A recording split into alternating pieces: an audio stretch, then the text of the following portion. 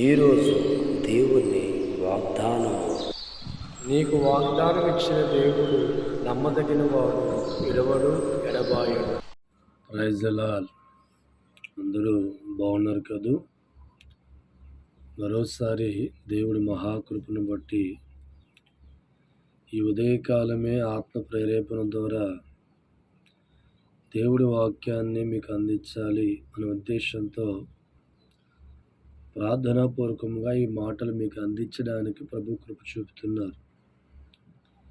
ఈరోజు దేవుడు మనకిచ్చిన వాక్యాన్ని మనం ధ్యానం చేసినట్లయితే కీర్తన గ్రంథం 125 అధ్యాయము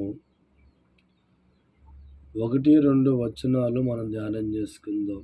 యెహోవాయందు నమ్మకం ఉంచువారు కదలక నిత్యము సీయోను కొండ వలె ఉందురు. యెరూషలేము చుట్టూ పర్వతం ఉన్నట్లు యెహోవా ఇది మొదలుకు తన నిత్యం తన ప్రజల చుట్టూ ఉండును. దేవుడి స్తోత్రం. దేవుడు ఇచ్చిన వాగ్దానాన్ని మనం గమనిస్తూ ఉంటే దావీదు సన్మా యెరూషలేము చుట్టూ పర్వతం ఉన్నట్లుగా యెహోవా తాను నమ్ముకున్న వారి జీవితాల పట్ల ఆయన కంచెగా ఉంటాడు అన్న ఆలోచన బైబిల్ గ్రంథంలో దేవుడు తెలియపరుస్తున్నారు. నా ప్రియమైన దైవజనమా, ఈరోజు నీ కుటుంబానికి కంచె లేదని బాధపడుతున్నావా? దేవుడు కాపుదల లేదని బాధపడుతున్నావా? పంటలో కానీ పాడులో కానీ దేవుడి కాపుదల లేక బాధపడుతూ నష్టాల వంటి పరిస్థితుల్లో ఉన్న వ్యక్తివైతే దేవుడి పట్ల నమ్మకం ఉంచే వారి జీవితాలకు దేవుడు ఇస్తున్న వాగ్దానం బలమైన కంచె వేయబడుతుంది అని దేవుడు వాక్యం సెలవిస్తున్నారు. యెరూషలేము చుట్టూ పర్వతము చుట్టూ ఎలాగైతే కంచెగా ఉన్నాయో దేవుడి పట్ల నమ్మకాన్ని కలిగిన వారి జీవితాల పట్ల కూడా దేవుడు బలమైన కంచెగా ఉంటాను అని ప్రభు మాట్లాడుతున్నారు.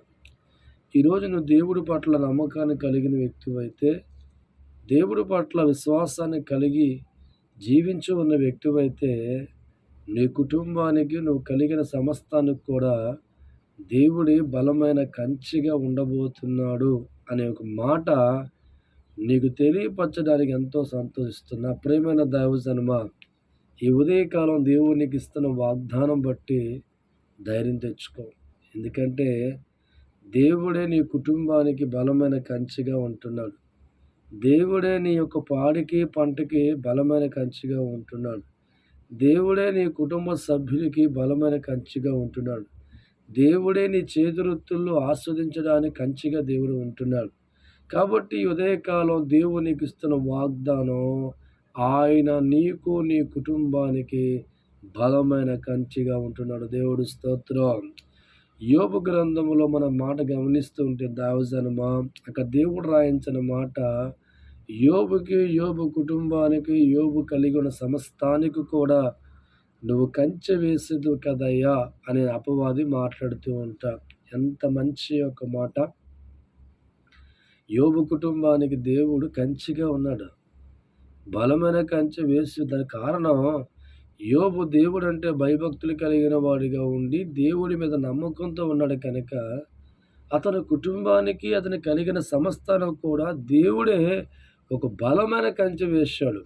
ఏ కీడు రాకుండా, ఏ అపాయం రాకుండా, ఏ ఇబ్బంది రాకుండా దావీదు బలమైన కీడు రాకుండా ఒక కంచెను దేవుడు వేశాడు. ఈరోజు నీ జీవితంలో కూడా ఒక నమ్మకాన్ని దేవుడి మీద పెట్టుకొని భయభక్తులతో నీ కుటుంబాన్ని దేవుళ్ళ కట్టుకుంటే దేవుడే నీ కుటుంబానికి బలమైన కంచెగా ఉంటాడు. అటువంటి దేవుడు తోడు మీ కుటుంబాలకు ఉండునుగాక. ఇంకెందుకు ఆలస్యం? ప్రార్థన చేస్తా, నాతో పాటు ఏకీభవించండి. పరిశుద్ధుడా, ప్రేమ కలిగిన తండ్రి, మీకు అనేకమైన స్తోత్రాలు. ఈ ఉదయకాలమే మీ వాగ్దానం మాకు అనుగ్రహించిన విధానం బట్టి స్తోత్రాలు.